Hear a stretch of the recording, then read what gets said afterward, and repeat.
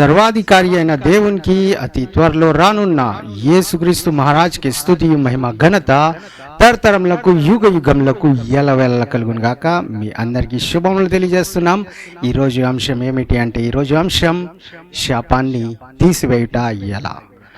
ఈ శాపం ఏంటి బ్రదర్, ఈ శాపం ఎలాగొస్తుంది, ఈ శాపానికి నాతో ఏం పని అని చాలామంది తమ్ముళ్ళు చెల్లెళ్ళు అడగవచ్చు. కానీ ఈ శాపము పని ఉంటే రాదు, కానీ పాపం ఉంటే వస్తుంది. పాపం ఎక్కడ కనిపిస్తుంటే అక్కడ శాపం అనేది వస్తుంది, ఇంకా తప్పనిసరిగా వస్తుంది. శాపాన్ని తెలుసుకోవాలి ఎలాగంటే, అనేక సార్లు చాలా ప్రయత్నాలు మనం చేస్తూ ఉంటే కొన్నిసార్లు అది జరగదు. సక్సెస్, విజయం అక్కడ చూడండి, ప్రయత్నానికి ఫలితం కనిపించదు. దానికి కారణం ఏంటి? ప్రయత్నం అయితే చేసాం, డబ్బు అయితే ఖర్చు పెట్టాం, సమయం అయితే ఇచ్చాం, కష్టమైతే పడ్డాము, కానీ అక్కడ ఏ ఫలము కనిపించట్లా, అక్కడ ఏ ఒక అభివృద్ధి కనిపించట్లేదు. అంటే కొన్నిసార్లు శ్రాపాలు ఉన్న ప్రాంతంలో ఏంటండి ఆ అభివృద్ధి అనేది కనిపించదు. మనం చూస్తాం రోమిలకు రాసిన పత్రికలో ఏం రాసి ఉన్నదండి, ఏ భేదమును లేదు, అందరినూ పాపము చేసి దేవుడు అనుగ్రహించే ఆ మహిమను పొందలేకపోయారని వాక్యం సెలవిస్తుంది. అంటే అందరూ పాపము చేసినట్టుగా వాక్యం సెలవిస్తుంది. అంటే ఆ ఆదం నుండి ఆ పాపము అందరికీ వచ్చింది, కానీ ఒక సొల్యూషన్ ఉంది, ఒక జవాబు అనేది మనకుంది. ఏంటి అంటే, యేసుక్రీస్తు మన కొరకే మరణించారు. యేసుక్రీస్తు ఏంటండి శ్రాపమయ్యారు. ఎందుకంటే ఆ శాపాన్ని తీసివేయాలండి. ఆ ముఖ్యమైన ఆ ప్రారంభంలో ఉన్న శాపాన్ని తీసివేసి చూడండి, ఉన్న శాపాలు, ఆ తల్లి శాపం నుంచి వచ్చిన మిగిలిన శాపాలని దేవుడు ఏం చేశారంటే తీసివేశారు. అంటే మనకి జవాబు ఎక్కడుందంటే యేసుక్రీస్తు దగ్గర మనకు జవాబు ఉంది. మనం ఈ రోజుల్లో చూస్తే 5వ క్లాసు కుమారులు పిల్లలు కూడా ఏం చేస్తారంటే మొబైల్ వారి దగ్గర ఉంటుంది. కానీ మన సమయంలో ఒక జనరేషన్ ఎలాగుండేదంటే 5వ తరగతి అయిపోయిన తర్వాత 6వ తరగతికి వెళ్తున్నాం, మనకు పెన్ ఉంటుంది, పెన్తో రాయొచ్చు, ఇప్పుడు వరకు పెన్సిల్తో రాసామని చూడండి ఆనందించేవారు. అంటే ఈ కాలంలో పిల్లలు మొబైల్ 4వ తరగతి నుంచి 3వ తరగతి నుంచి వారి దగ్గర మొబైల్లో వచ్చేస్తున్నాయి. అంటే పాపానికి ద్వారము వారికి తెరిచి ఉన్నది, శ్రాపము వారికి వచ్చే అవకాశము ఉంది. ఎప్పటి నుంచి అంటే 2వ తరగతి నుంచే ఆ అవకాశాలు. ఇంకా ముందు నుంచి కూడా చాలా చోట్ల ఏం చేస్తున్నారంటే మొబైల్ చూస్తున్నారు. మొబైల్లో చూడండి ఉన్న పాపము, ఉన్న చెత్త, ఉన్న శ్రాపాలు అన్నీ వారు ఏం చేసుకుంటున్నారంటే సొంతం చేసుకునే ప్రయత్నంలో ఉన్నారు. కానీ మనము ఏం చేయాలండి, దేవుడిని చూపించాలి. యేసుక్రీస్తుని చూస్తే, యేసుక్రీస్తు ఆ శ్రాపమయ్యారని మనం చూస్తే ఈ శ్రాపాలు ఏమవుతాయండి, పారిపోతాయి. యేసుక్రీస్తు మన ఒక చూడండి తండ్రిగా ఉన్నారు, మనకు దేవుడిగా ఉన్నారు, మనల్ని విమోచించే విమోచకుడిగా ఉన్నారు. అలాగే శ్రాపమై ఉన్నారు. ఆయన శిలువ మీద మరణించినప్పుడు ఆయన చూడండి ఒక శ్రాపంగా మన కొరకే శపించబడిన చూడండి ఆ క్రీస్తుగా మన కొరకే మరణించినట్టుగా కనిపిస్తుంది. కాబట్టి మనము యేసుని చూడాలి. ఒకసారి మనం ఆదికాండం 4వ అధ్యాయం 11వ వచనం చూద్దాం. ఈ శ్రాపాలకు చూడండి అనేక దారులు ఎలాగొచ్చినాయో మనం చూద్దాం. కావున నీ తమ్ముని రక్తమును నీ చేతిలో నుండి పుచ్చుకొనుటకు నోరు తెరిచిన ఈ నేల మీద ఉండకుండా నీవు ఏంటండి శపింపబడిన వాడవు. అంటే ఎందుకు ఈ శాపం వచ్చింది కయ్యేను అని అడిగితే కయ్యాను జవాబు చెప్పలేదనా, లేకపోతే కయ్యేను ఏదో మర్చిపోయాడనా, లేకపోతే కయ్యేను ఏదో కొనుక్కున్నాడని ఆ శాపాన్ని కొనుక్కున్నాడంటే కాదండి. ఆయన పాపం చేశాడు, ఆయన నరహత్య చేశాడు, ఆయన ఆ శాపాన్ని తీసుకొచ్చాడు. ఆదం కాలంలో చూడండి మరణం లేదు, కానీ కయ్యని కాలంలో మరణం వచ్చింది. ఎందుకంటే ఆదం చేసిన తప్పు ద్వారా, ఆదం చేసిన పాపం ద్వారా, ఆదం అవ్వ చేసిన పాపం ద్వారా ఆ మరణం ప్రవేశించింది. ఆ మరణం ప్రవేశించిన తర్వాత కయ్యను సొంత సహోదరుని, సొంత తమ్ముడిని చంపివేశాడు. ఇప్పుడు ఏం జరిగిందంటే శ్రాపము కనిపిస్తుంది, శ్రాపం వచ్చిందంట. ఈయన వల్ల ఆయన శ్రపించబడ్డాడు, ఆ నేల శ్రపించబడ్డది. ఇంకా చూడండి అనేక శ్రాపాలు ప్రారంభమైనాయి, అనేక శ్రాపాలు ఇంకా ఫాలో అవుతూ ఉన్నాయి. ఈ శ్రాపాలు ఇంకా ఏం చేస్తున్నాయండి, ఉన్న జీవాన్ని మరణం వైపు, ఉన్న ఆ ఫలవంత జీవితాలని ఏం చేస్తుందంటే ఎండబెడుతుందంట. అక్కడున్న వాటిని అందరినీ ఉన్న ఆ శ్రాపం ద్వారా ఎన్ని ప్రయత్నాలు చేసినా, ఎంత కష్టపడినా, ఎంత చెమట కార్చినా వారికి చూడండి ఫలితం ఉండదంట. అంటే ఈ శాపం ఏం చేస్తుందంటే, ప్రయత్నం ఉన్న ఈ రోజుల్లో అనేకులు వ్యాపారాలు చేస్తున్నారు, కానీ అందరూ సక్సెస్ అవుతున్నారంటే చూడండి, కొందరే సక్సెస్ అవుతున్నారు. ఈ రోజుల్లో అనేక మందులు ఉద్యోగాలు చేస్తున్నారు, కానీ అందరికీ మంచి శాలరీస్ వస్తున్నాయా, అందరికీ మంచి జీతాలు వస్తున్నాయంటే లేదు. ఈ రోజుల్లో మనం చూస్తే ఒక సమయం వచ్చిన తర్వాత 22 దాటిన తర్వాత వివాహాలు చేసుకుంటున్నారు. అందరూ సంతానాన్ని పొందుకుంటున్నారంటే కొందరే. అంటే వారు చేసిన తప్ప అని మనం అనలేం, కానీ అది వారి పితరులు చేయొచ్చు, లేకపోతే వారి తరాలు చేయొచ్చు, లేకపోతే కొన్నిసార్లు ఆ ప్రాంతం ద్వారా, లేకపోతే కొన్నిసార్లు అనేక కారణాలు అవ్వచ్చు. కానీ ఒక కారణం మనం చూస్తున్నాం ఏంటంటే శ్రాపం. ఆ శ్రాపానికి జవాబు ఉంది అండి. ఆ శ్రాపానికి అంతము ఉంది. మనకి గుడ్ న్యూస్ ఉంది. మనకి ఏంటంటే శుభవార్త ఉంది. ఏంటంటే యేసుక్రీస్తు మన కొరకే శ్రాపమయ్యారు. ఆ శ్రాపానికి అక్కడ అంతు ఆయన పలికి ఉన్నాడు. అక్కడ ఇట్ ఈస్ ఫినిష్డ్, సమాప్తమైందని ఆయన అనగలిగాడు. ఎందుకంటే ఆయన అన్ని పాపాలని మోయగలిగాడు. ఆయన అన్ని శ్రాపాలను ఏం చేశాడండి, ఆయన పూర్తిగా ఆ శరీరం మీద, ఆయన పరిశుద్ధ శరీరం మీద ఆయన ఆ శ్రాపాలని చూడండి అనుభవించి ఆ శ్రాపాలని అక్కడితో అంతమని పలికారు. కానీ కొందరికి తెలియని కారణంగా ఏంటంటే బిల్లులు ఇంకా కడుతూ ఉంటారు. కొన్నిసార్లు ఈఎంఐలు అయిపోయిన తర్వాత కూడా కొందరు ఇంకా ఏమనుకుంటారండి, ఇంకా కట్టాలి, ఇంకా కట్టాలి, ఇంకా కట్టాలి. ఎందుకంటే అలవాటు అయిపోయింది వారికి. ఏంటండి, ఇంకా కడుతూ ఉన్నాం కదా, ఇంకా అది ఒక అలవాటు అయిపోయింది. ఒక 10,000 5,000 మనం సైడ్కి తీస్తున్నాం, అది కట్టేద్దామని కట్టేస్తారు. కానీ మనకు గుడ్ న్యూస్ ఏంటంటే యేసుక్రీస్తు ఆ శ్రాపాల నిమిత్తం మరణించారు. ఈ పాపము ఇంకా లేదు. ఆ పాపానికి ఇంకా చూడండి మనము పేమెంట్ కట్టాల్సిన అవసరం లేదు. కానీ మళ్ళీ పాపం చేస్తామా అంటే చేయము. ఎందుకంటే మనకు కనిపిస్తుంది యేసుక్రీస్తు ఆ పాపం నిమిత్తం మరణించారు. యేసుక్రీస్తు ఆ శ్రాపాల గురించి మరణించారు. యేసుక్రీస్తు చూడండి పరిశుద్ధ జీవితాన్ని మనకు చూపించారు. మనం కొన్నిసార్లు తెలియక అనేక ప్రయత్నాలు చేస్తాం, కానీ ఒకసారి తెలిసిన తర్వాత ఇలాగ కాదు అలాగ చేయాలంటే అలాగ మనకు తెలిసినప్పుడు ఏం చేస్తామండి, అదే విధంగా మనం వెళ్ళగలుగుతాం, అదే విధంగా మనం చేయగలుగుతాం, అదే విధంగా మనము నడవగలుగుతాం. అదే విధంగా చూడండి మనలో ఉండి ఆ దేవుడు మనల్ని నడిపిస్తారు. కానీ మనము తెలుసుకోవాలి, మనము వాటిని ఆ విషయాన్ని తెలుసుకుని ముందుకు సాగితే చూడండి అనేక వాటి మీద మనం విజయాన్ని పొందుకుంటాం. మన బిజినెస్ సక్సెస్ అవుతుంది, మీరు చేస్తున్న వ్యాపారం సక్సెస్ అవుతుంది, మీరు వెళ్తున్న ఉద్యోగంలోనే మీ శాలరీ చూడండి పెరుగుతుంది. అనేకలకు పెరుగుతుంది, నాకు శాలరీ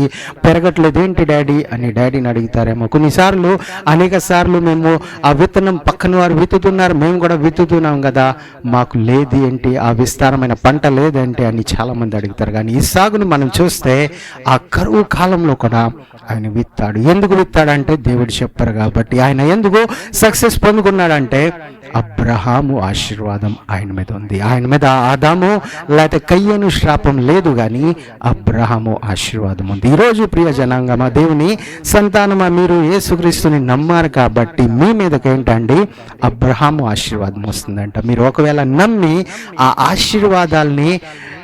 ఆశీర్వాదాలు ఇచ్చే దేవుడిని యేసుక్రీస్తుని చూసి విత్తనం విత్తితే అదే సంవత్సరంలో ఏంటండి 100 పంట కోసుకుంటారు. అదే సంవత్సరంలో బిజినెస్లో 100 చూడండి ఆదాయం లాభాన్ని పొందుకుంటాం. అదే సంవత్సరంలో ఉద్యోగంలో ప్రమోషన్స్ అనేది పొందుకుంటాం. ఎందుకు అంటే ఆ శ్రాపాన్ని యేసుక్రీస్తు తీసివేశారు. కానీ మన పని ఏంటంటే మనము వాటిని నమ్మాలి, వాటిని గుర్తు చేసుకోవాలి. ఇంకా మన కొరకే మరణించిన ఆ యేసుక్రీస్తుని జ్ఞాపకం చేసుకుని ప్రార్థించాలి. మనం ప్రార్థన చేస్తాం, దేవుడా నన్ను గుర్తు చేసుకో, నన్ను జ్ఞాపకం చేసుకో, నేను చేసిన పనుల్ని జ్ఞాపకం చేసుకో అంటాం. కానీ యేసుక్రీస్తు ఏ పని మన కొరకే చేశారో అది మనం ముందుగా జ్ఞాపకం చేసుకోవాలి, అది గుర్తు చేసుకుని మనం ప్రార్థన చేయాలండి. అది జ్ఞాపకం చేసుకుంటూ దేవుడిని కృతజ్ఞతాస్తుతులు చెల్లిస్తే మన ఆశీర్వాదాలు వేరే విధంగా ఉంటాయి. అదే విధంగా గల్తీలకు రాసిన పత్రిక 3వ అధ్యాయం 13వ వచనం చదివితే ఈ విధంగా అక్కడ మనకు కనిపిస్తుంది. ఆత్మను గూర్చిన వాగ్దానము విశ్వాసం వలన మనకు లభించినట్లు అబ్రహాము పొందిన ఆశీర్వాద వచనము క్రీస్తు యేసు ద్వారా అన్యజనులకు కలుగుటకై క్రీస్తు మన కోసం ఏంటంటే శాపమై మనలను ధర్మశాస్త్రం యొక్క శాపం నుండి విమోచించెను. మనల్ని ఎందుకు విమోచించారండి? ఆ శాపం నుంచి మళ్ళీ ఒక శాపం, ధర్మశాస్త్రం శాపం అయిపోయిన తర్వాత కొత్త నిబంధనలో ఉన్న వేరే శాపాల మీదకి రావాలని అని రాసి ఉన్నదంటే కాదు, మనల్ని అబ్రహాము ఆశీర్వాదాలు పొందుకోవాలని. కొత్త నిబంధనలో మనకి శాపము కనిపించదు, కానీ యేసుక్రీస్తుని రిజెక్ట్ చేస్తే వారు చూడండి వెళ్ళేది నరకం వైపు. వారు యేసుక్రీస్తుని రిజెక్ట్ చేస్తే వారు చూడండి నిజమైన త్రోవలో వెళ్ళలేకపోతారు. అందుకని యేసుక్రీస్తు మనకు చెప్పింది ఏంటి అంటే, యేసుక్రీస్తు ద్వారా యేసుక్రీస్తు మనల్ని ఏంటండి ధర్మశాస్త్రం మీద ఉన్న ధర్మశాస్త్ర ఆ శాపాన్ని తీసివేసి అక్కడి నుంచి విమోచించి మనల్ని అబ్రహాము ఆశీర్వాదాలు అనుగ్రహిస్తానికి మనకు చూడండి దేవుడు పిలిచి ఉన్నారు. ఆ అబ్రహాం ఆశీర్వాదాల్లో ఏముందండి? మనకు చూడండి దీర్ఘాయు ఉన్నది. ఆ అబ్రహాం ఆశీర్వాదాలు ఏముందండి? మనకు ఫలవంతమైన జీవితం ఉంది. ఆ అబ్రహాం ఆశీర్వాదంలో ఏముందండి? సంతోషం అనేది ఉంది. ఆ అబ్రహాం ఆశీర్వాదంలో ఏముందండి? ధనము ఐశ్వర్యం అనేది ఉందండి. ఆ అబ్రహాం ఆశీర్వాదాల్లో ఏం కనిపిస్తుందంటే అన్ని ఆశీర్వాదాలు అక్కడ దాగి ఉన్నట్టుగా కనిపిస్తున్నాయి. ఇది ఎలాగ మనకు లభిస్తుందంటే, అబ్రహాం అని పిలిస్తే దొరకదు, కానీ తండ్రి అని పిలిస్తే మనం చూడండి యేసుక్రీస్తు నామంలో తండ్రిని మనం వేడుకుంటే, తండ్రి అయిన దేవుడిని మనం వేడుకుంటే ఏంటండి, యేసుక్రీస్తు నామంలో యేసుక్రీస్తు ద్వారానే విశ్వాసం మనకు చూడండి యేసుక్రీస్తులో ఉన్నప్పుడే మనకు ఈ ఆశీర్వాదాలు లభిస్తాయి. అంటే ఈ శాపాలకి అంతము దేవుడు ముందుగానే అక్కడ రాసి ఉంచారండి. కొన్నిసార్లు కొన్ని అపాయాలు, కొన్ని ప్రమాదాలు వస్తాయి, కానీ ఆ ప్రమాదానికి అంతం కూడా దేవుడు ఉంచుతారు. ఆ శోధనలు ప్రారంభం అవుతున్నాయని మనకు తెలిస్తే కానీ అప్పుడు ఆ శోధనలు అయిపోతాయని కూడా చూడండి ముందుగానే తెలియజేస్తారు. కొందరికి ఎగ్జామ్స్ ఉన్నాయి, ఎగ్జామ్ వెంబడి ఎగ్జామ్స్ చాలా ఆ టెస్టులు ఉన్నాయని చెప్తారు, కానీ ఆ టెస్టులు ఎప్పుడైపోతున్నాయో అది కూడా దేవుడు ముందుగానే రాస్తారు. అదేవిధంగా మీరు శోధనలో ఉన్నారేమో, బాధల్లో ఉన్నారేమో, శాపాల్లో ఉన్నారేమో, దానికి అంతము దేవుడు ముందుగానే నిర్ణయించారండి, ముందుగానే పెట్టి ఉన్నారు. ఆ అంతం చూడండి దేవుడు ఆయన శిలువ మీద మనకు కనిపిస్తుంది. ప్రతి ప్రశ్నకు జవాబు, లేకపోతే ప్రతి సమస్యకి మనకు చూడండి జవాబు ఎక్కడ కనిపిస్తుంది అంటే, దానికి మనకు చూడండి సొల్యూషన్ ఎక్కడ కనిపిస్తుందంటే యేసుక్రీస్తు శిలువ దగ్గర మనకు చూడండి ఆ జవాబు అనేది కనిపిస్తుంది. మరో వచనం మనం ఒకసారి దానియేలు గ్రంథము 9వ అధ్యాయం 11వ వచనం, ఇక్కడ శాపము ఎందుకు వచ్చిందో చెబుతూ ఉన్నారు. ఇశ్రాయేలీయులందరూ నీ ధర్మశాస్త్రమును అతిక్రమించి నీ మాట వెనుక తిరుగుబాటు చేసి మేము పాపము చేసితిమి గనుక నేను శపించదనని నీవు నీ దాసుడగు మోషే ధర్మశాస్త్రమందు ప్రమాణం చేసినట్లు ఆ శాపమును మా మీద ఏం చేశారండి? కుమ్మరించితివి అని చెప్తున్నారు. ఎందుకు ఈ శాపము కుమ్మరించితివి అంటే, ఎందుకు ఆ శాపం వచ్చింది అంటే దానికి కారణం పాపము వారు చేశారు. మనం చూస్తే ఈ 70 సంవత్సరాలు వారు బబులోన్ సామ్రాజ్యంలో అక్కడ వారు చూడండి బానిసలుగా అయ్యారు. దానికంటే ముందు 430 సంవత్సరాలు ఏంటంటే ఐగుప్తులో బానిసత్వాన్ని వారు అనుభవించారు. మళ్ళీ ఆ శాపము, మళ్ళీ ఆ బానిసత్వము ఎందుకు వచ్చిందంటే వారు చేసిన పాపం ద్వారా. ఈ రోజుల్లో మనల్ని దేవుడు క్షమిస్తున్నారంటే దానికి మనం మంచి పనులు చేసామో, లేకపోతే మనలో ఏదో ఉంది అని కాదు, కానీ యేసుక్రీస్తు మన కొరకే మరణించారు. కానీ మనం కూడా ఒక పని చేయాలండి. ఏంటంటే ఆయన పాదాల చెంత మనం రావాలి. మనం చేయాల్సింది ఏమీ లేదు, కానీ విశ్వసించాలి, ఆయన్ని వెంబడించాలి. మనం ఏం చేయాలండి? విశ్వసించాలి, ఆయన్ని సన్నిధిలో మనం ఆయన్ని ఆరాధించాలి, విశ్వసించాలి, ఆయన సన్నిధిలో ఆయన్ని చూడండి మహింపరచాలి. ఆయన చేసిన వాటిని గుర్తు చేసుకోవాలి. మనం గుర్తు చేసుకోకుండా ఏదో అయిపోయిందిగా, చేశారుగా, మళ్ళీ వాటిని జ్ఞాపకం చేసుకుంటాం ఎందుకు అని చాలామంది అంటారు. కానీ బైబిల్ ఏమని సెలవిస్తుందంటే ఆయన మరణాన్ని మనము జ్ఞాపకం చేసుకుంటూ ఈ రొట్టె, ఈ ద్రాక్షారసాన్ని మనము తీసుకోవాలంట. అంటే ఆయన మరణం ఒక విజయాన్ని మనకు చూపిస్తుంది. ఆయన మరణం మన పాపానికి సమాప్తి, లేకపోతే మన పాపానికి శిక్ష భరించి ఉన్నారని తెలియజేస్తుంది. బిల్ ఆల్రెడీ కట్టేశారు. మనకున్న చూడండి అప్పుల్ని పూర్తిగా ఆయన ముందుగానే కట్టేశారంటే ఆ బిల్ మన దగ్గర ఉంచుకోవాలి. మనం ఏ బిల్లు కట్టినా ఆ బిల్లు ఎందుకు ఇస్తారండి, ఏదో చూసుకోవాలి మళ్ళీ పడవేయాలని.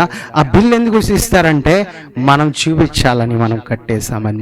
మనకి ఈ రోజుల్లో ఏ బిల్లు కనిపించకపోయినా బైబిల్ మాత్రం మన చేతిలో ఉండాలండి. ఎందుకంటే ఇది ఒక బిల్, మన కొరకే యేసుక్రీస్తు ఆయన ముందుగా రాశారు, బిల్ కట్టేశారని మనకు కనిపిస్తుంది. ఈ బిల్లో, బైబిల్లో మనకు చూడండి ఆయన ప్రేమను చూపిస్తున్నారు. ఆయన ఎలాగ నడిచారో మనం ఎలాగ నడవాలో, ఏ విధంగా మనం ముందుకు సాగాలో అన్ని వీటిలో ఆయన రాసి ఉంచారు. అదేవిధంగా బిల్లు కూడా కట్టేశాను, ఈ బిల్ మీ దగ్గర ఉంచుకోండి అని దేవుడు చూడండి మన చేతికి ఆ ధర్మశాస్త్రాన్ని, లేకపోతే దేవుడు రాసిన పరిశుద్ధ గ్రంథాన్ని మన చేతికి అప్పచెప్పారు. అదే బైబిల్ మనం పట్టుకుంటే చూడండి ఆ శాపానికి అంతం, వాటికి బిల్ కట్టేసినట్టుగా మనకు కనిపిస్తుంది. కాబట్టి యేసుక్రీస్తు చేసిన ప్రతి పని మన మేలు కొరకే ఆయన చేశారు. యేసుక్రీస్తు వేసిన ప్రతి అడుగు చూడండి మనకి ఏదో నేర్పించాలనే ఆయన అడుగు వేశారు. మనం ఈ రోజుల్లో ఏ అడుగు వేస్తున్నామో, మనం ఏ సైడ్కి వెళ్తున్నామో, ఎవరిని మనము అడుగుతున్నామో, వాటికంటే ముఖ్యంగా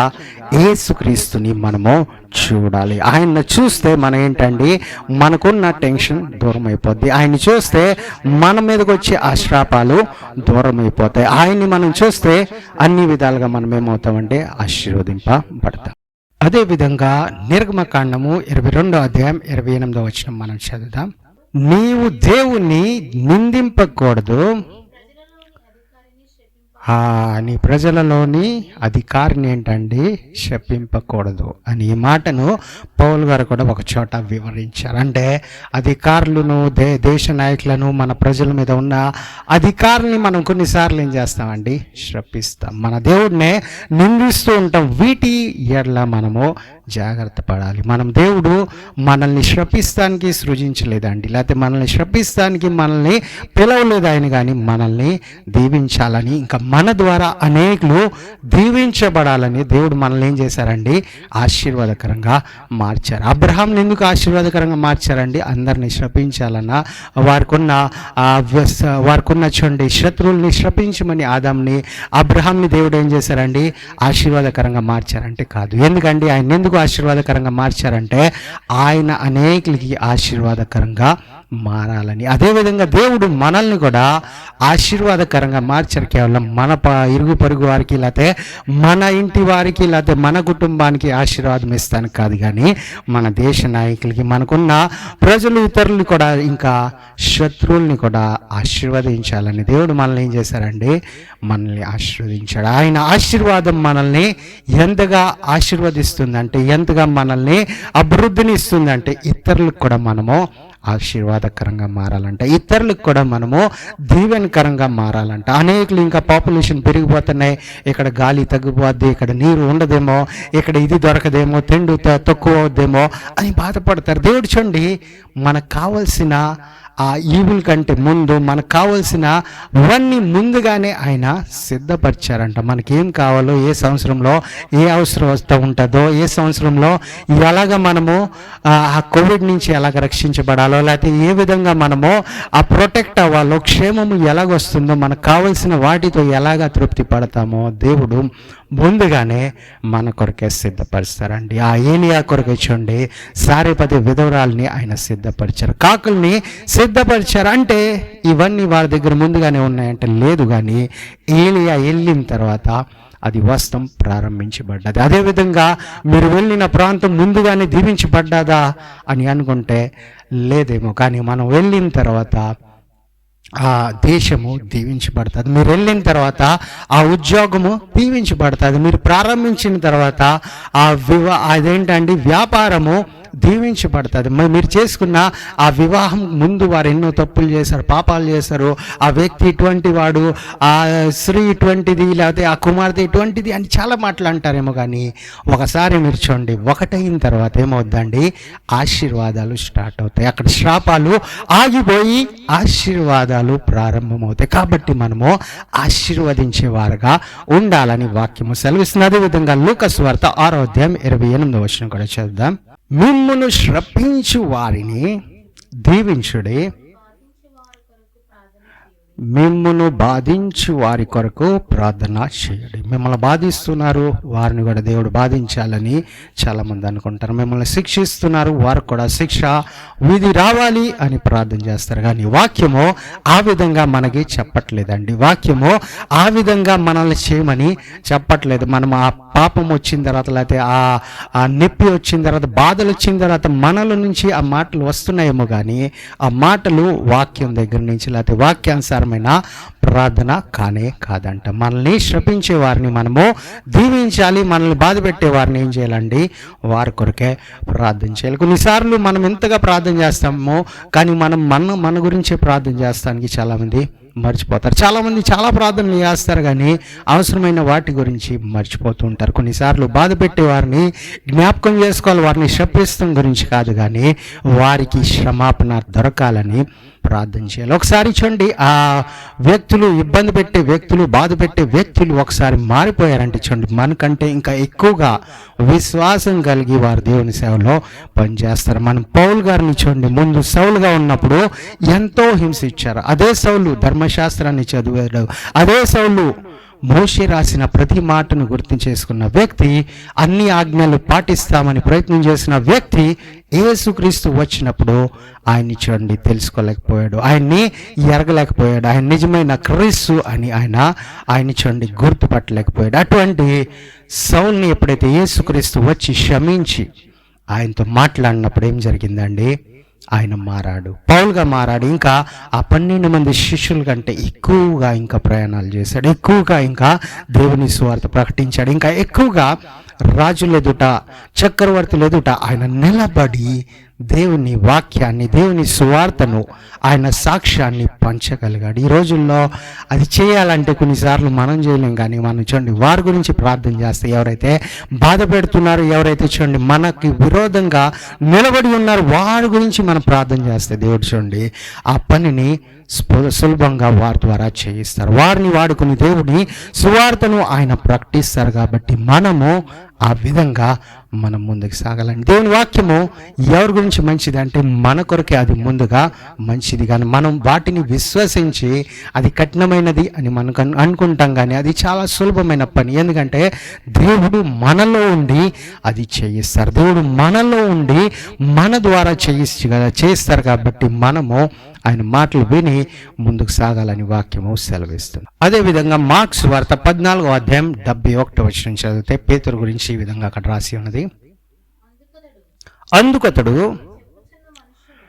మీరు చెప్పుచున్న మనిషిని నేను ఎరుగునని చెప్పి శపించుకొనుటకును ఒట్టు పట్టుకున్నటకును మొదలుపెట్టని. నేనేం చేస్తున్నారంటే యేసుక్రీస్తు ఎవరు అని ఎరగను అని చెప్పి ఆయన ఏం చేస్తున్నారండి? ఒట్టు పెట్టుకుంటున్నారు. అదేవిధంగా శ్రపించడం కూడా స్టార్ట్ చేశారు. ఎవరు ఈ వ్యక్తి అంటే పేతురు. ఎవరు ఈ పేతురు అంటే యేసుక్రీస్తు శిష్యుడు. ఏ శిష్యుడు అంటే చాలా దగ్గరగా ఉన్న శిష్యుడు. యేసుక్రీస్తు ఏది చెప్పినా చాలా మ్యాన్ ఆఫ్ యాక్షన్, చాలా తొందరగా రియాక్ట్ అయ్యే వ్యక్తి అయినా. కొందరు మనం చూస్తే చాలా నిమిషాల తర్వాత వారిలో చూడండి ఒక రియాక్షన్ వస్తుంది. ఒక కెమికల్ కలిపితే కొన్నిసార్లు ఒకేసారి అది బ్లాస్ట్, బూమ్ అని బ్లాస్ట్ అయిపోద్ది. కొన్ని కెమికల్స్ ఏమవుతాయండి? స్లోగా అది కాలుతూ అది ఏమవుతాయంటే తర్వాత బ్లాస్ట్ అవుతాయి, లేకపోతే అది బ్లాస్ట్ అవ్వకుండా ఆగిపోతాయేమో. కానీ ఈ పేతురు మాత్రం తొందరగా బ్లాస్ట్ అయ్యే వ్యక్తి. యేసుక్రీస్తుతో నడిచిన శిష్యుడు అని అడిగినప్పుడు ఆ శిష్యుడు ఏమంటున్నాడండి? ఆ పేతురు ఏమంటున్నాడంటే ఆ మనుషుడు ఎవరో నాకు తెలీదు అని ఒట్టు కూడా పెట్టుకుంటున్నాడు. అదేవిధంగా శాపాన్ని కూడా పలుకుతూ ఉన్నాడంట. అంటే ఆ శాపాలు ఎలాగొచ్చినాయి అంటే యేసుక్రీస్తు ఆ రక్షించగలిగే దేవుడుగా ఉన్నారు, లేకపోతే రక్షించే ప్రభువుగా ఉన్నారని ఆయన మర్చిపోయాడు. ఆయన భయం వల్ల ఏం చేశాడండి? భయం ద్వారా ఒకసారి మునిగిపోయాడు. ఇక్కడ భయం ద్వారా ఏంటండి? ఆయన శ్రపిస్తున్నారు. కానీ ఆఖరికి మళ్ళీ యేసుక్రీస్తుని చూసిన తర్వాత ఆయన ఏంటండి? సజీవుడిగా మళ్ళీ యేసుక్రీస్తు తిరిగి వచ్చిన తర్వాత ఈయనలో ధైర్యం వచ్చింది. ఈయన సువార్త ప్రకటిస్తే 2000 మంది మారేవారు, 3000 మంది మారేవారు. ఎందుకంటే ఆయనలో చూడండి ఆ విశ్వాసం మళ్ళీ వచ్చింది. మనం కూడా కొన్నిసార్లు కోల్పోతామేమో, కొన్నిసార్లు మన నోట కూడా శ్రాపాలు వస్తాయేమో, కొన్నిసార్లు మనం కూడా చూడండి దేవుడు వద్దన్న పనులు మనం చేస్తామేమో. కానీ దేవుని సువార్త, దేవుని గుడ్ న్యూస్ మన కొరకే ఈరోజు ఏంటంటే దేవుడు మనల్ని క్షమించారు. ఆయన శ్రాపాలని ఆయన కొట్టివేశారు. ఆయన రక్తం ద్వారా మన పాపాలని శ్రాపాలని కడిగి వేశారు. అదేవిధంగా మన కొరకే ఆయన పేమెంట్ని చెల్లించారు, మన కొరకే బిల్లుని ఆయన కట్టారు. అదేవిధంగా ఆ రక్తం ద్వారా మనల్ని కొన్నారని దేవుని వాక్యం సెలవిస్తుంది. మనము ఒక లాస్ట్ వచనాన్ని చదువుకుని మనం ముగించుకుందాం. ఒక లాస్ట్ వచనం ప్రకటన గ్రంథము 22వ అధ్యాయం 3వ వచనం చదువుకుందాం. ఇక మీదట శాపగ్రస్తమైనది ఏదియో దానిలో ఉండదు, దేవుని యొక్కయో గొర్రెపిల్ల యొక్కయో సింహాసనము దానిలో ఉండెను. అక్కడ ఏంటండి, శ్రాపాలు ఉండవంట, శ్రాపించబడినది ఏది ఉండదంట. అంటే దేవుడు మనల్ని పిలుస్తున్నారంటే ఆ శ్రాపాన్ని తీసివేస్తున్నారు. దేవుడు మనల్ని పిలుస్తున్నారంటే మన మీద ఉన్న చూడండి శ్రాపాలని పూర్తిగా బయటికి తీసివేస్తున్నారు. దేవుడు మనల్ని పిలుస్తున్నారంటే ఏం చేస్తున్నారండి, ఆ కన్నీటిని తుడిచివేస్తున్నారు. ఎందుకంటే అక్కడ పాపం ఉండదంట, ఎందుకంటే అక్కడ శ్రాపం ఉండదంట. ఇంకా ఉండనివ్వకుండా దేవుడు ఏం చేస్తారండి, ఆయన సింహాసనం ఉంటుందంట. అక్కడ దీవరాత్రం ఆయన డైరెక్ట్గా మనల్ని చూస్తూ ఉంటారంట. ఇంకా ఆ మోసం చేసే అక్కడ చూడండి ఆ సర్పము రాదు, మోసం చేసే ఆ చూడండి ఆ దుష్టుడు అక్కడికి రాడంట, మోసం చేసే ఆ అపవాది అక్కడికి రాలేడు. ఎందుకంటే యేసుక్రీస్తు క్లియర్గా మనకు కనిపిస్తున్నారు. మనకు అర్థమవుతుంది ఈ మాట దేవుడు మనతో మాట్లాడుతున్నాడా లేకపోతే అపవాది మాట్లాడుతున్నాడు. కొన్నిసార్లు ఆ స్వరము మనము అర్థం చేసుకోలేం. కానీ దేవుని వాక్యం ఏమని సెలవిస్తుందంటే, నా గొర్రె పిల్లలు నా స్వరాన్ని వింటారంటే మనము ఆయన స్వరాన్ని వింటాం. ఎందుకంటే ఆయన ద్వారా మనము సృష్టించబడ్డాం, ఇంకా ఆయన కొరకే మనము సృష్టించబడ్డాం. ఆయన్ని మహింపరచడానికి మనల్ని దేవుడు సృజించి ఉన్నారు, దేవుడు మనల్ని పిలిచి ఉన్నారు, దేవుడు మనల్ని ఎన్నుకొని ఉన్నారు. కాబట్టి మనము ఆయనతో నడవాలి, మనము ఆ నిత్యమైన రాజ్యంలో ప్రవేశించాలి. అక్కడ శ్రాపము ఉండదు అని. మనం ఈ శ్రాపము వచ్చింది దానికదే వెళ్ళిపోద్ది అంటే చూడండి, అది దానికదే వెళ్ళదు, దాన్ని మనము తీసివేయాలి. ఎందుకంటే మనం చేసిన ఒక పని ద్వారా అది వచ్చింది. మనం కరెంటు వాడుకున్నాం, రోజంతా నెలంతా కరెంటు వాడుకున్నామంటే నెలలో ఒక రోజు వాడుకున్నా ఆ నెలంతా బిల్లు పంపిస్తారండి. ఆ బిల్లు వచ్చింది కదా, ఆ బిల్లు వారే కట్టుకుంటారు, లేకపోతే ఎవరు పంపించారు వారి పనే కదా అది ఇది అంటే చూడండి వారు వచ్చి ఏం చేస్తారండి, కరెంట్ లైన్ని కట్ చేస్తారు. కాబట్టి ఆ పేమెంట్ కట్టాలి. కాబట్టి మన జీవితం కూడా కట్ అవ్వకుండా మనం కూడా చూడండి ఆ శ్రాపాన్ని గురించి దేవుడు బిల్లు కట్టారు, ఆ బిల్లుని మనం చూపించాలి. ఇంకా మళ్ళీ పాపం చేయము అని మనం విశ్వాసంతో యేసుక్రీస్తుతో నడవాలి. అది ఒకసారి తప్పు జరిగింది, ఇంకా తప్పులోనే ఉండిపోకుండా ఏదో జరిగిపోయింది ఇంకా వాటిని ఎవరు చూడలేదు కదా, ఇంకా దానికి ఏ ఒక శిక్ష విధి ఉండదు కదా అని మర్చిపోకుండా మనం చూడండి యేసుక్రీస్తు సన్నిధిలో మనము ఒప్పుకోవాలి. యేసుక్రీస్తు ఎదుట మనం చూడండి ఆ పాపాలని మనం ఒప్పుకోవాలని వాక్యం సెలవిస్తుంది. కాబట్టి మనం వాక్యం చెప్పినట్టుగా చేస్తే మనకు చూడండి ఆశీర్వాదం, మన వాక్యం చెప్పినట్టుగా వింటే మనకు చూడండి మేలులు దొరుకుతాయి. ఇక్కడ మనం ఏం చూసామండి, పేతురు కొన్నిసార్లు పడిపోయాడు కానీ మళ్ళీ తిరిగి లేచాడు. మనం పడిపోయామేమో కానీ లేచే సమయం దేవుడు మనకి ఇచ్చారు. ఒక నూతనమైన దినాన్ని దేవుడు మనకు ప్రతిరోజు అనుగ్రహిస్తున్నారు. వాటిని మనము ఉపయోగించుకుని మనం చూడండి ముందుకు వెళ్తే మనం దీవెనకరంగా మారి అబ్రహాం వలె అనేకులకి దీవెనకరంగా మారుతాం. కాబట్టి మనం ఈ వాక్యాన్ని లక్ష్య పెట్టి మనం ఈ వాక్యాన్ని గుర్తు చేసుకుని మనం చూడండి దేవుడిని మహింపరిచేవారుగా ఉండాలని వాక్యం సెలవిస్తుంది. ఒకవేళ మీరు నమ్మినట్లయితే కళ్ళు మూసుకుందాం, మనం చిన్న ప్రార్థన చేసుకుని శ్రాపాల నుంచి దూరం అయ్యి యేసుక్రీస్తు ఆశీర్వాదం దగ్గరికి మనం వస్తాం. మన ప్రయత్నాలు ఇన్నిసార్లు మనం ఫెయిల్ అయ్యామేమో, మన ఉద్యోగం, మన వ్యాపారం, మనం చేసే ప్రయత్నంలో మనము అన్సక్సెస్ఫుల్ అయ్యామేమో, ఈ రోజు నుంచి సక్సెస్ అయ్యే సమయం దేవుడు మనకి ఇచ్చారు. మన వల్ల జరగదు, ఇంకా మనకు అది అవ్వదు, మరో జన్మలో మనం చేద్దాం అనుకుంటాం. మరో జన్మ లేదండి, ఇదే జన్మలో మనం చేసి దేవుడిచ్చిన ఈ ఆశీర్వాదాలు మనం పొందుకున్నాం. దేవుడు మన కొరకే మరణించారు కాబట్టి మనం ఆయన కొరకే జీవిస్తాం. దేవుడు మళ్ళీ తిరిగి లేచారు, ఎందుకంటే మనము మరణంలో ఉండకూడదని, మనం ఇంకా ఆ ధ్యాసలో లేకపోతే భయంలో ఉండకుండా మనము మళ్ళీ తిరిగి లేగాలని, మనం ఏం చేయాలండి, నీతిమంతులుగా మారాలని ఆయన మరణించారు. కాబట్టి మనం విశ్వసించి ఆయన చెప్పినట్టుగా విని మనం నడిచినట్లయితే ఆయన ఆశీర్వాదాలని మనం చూస్తాం. అందరూ కళ్ళు మూసుకున్నట్లయితే చిన్న ప్రార్థన. Heavenly Father, we come before you in the name of our Lord and Savior Jesus Christ. ఈరోజు ప్రియా మీ బిడ్డలు ఎవరైతే వాక్యాన్ని విన్నారో, పెద్దలు ఎవరైతే మీ వాక్యాన్ని విన్నారో, ఎవరైతే మీ దాసులు సేవకులు ఈ మాటలు విన్నారో అందరి గురించి మేము ప్రార్థిస్తున్నాం దేవా. మీరు వారిని దీవించండి, ఆశీర్వదించండి. ప్రతి శాపాన్ని కొట్టివేశారు దేవా.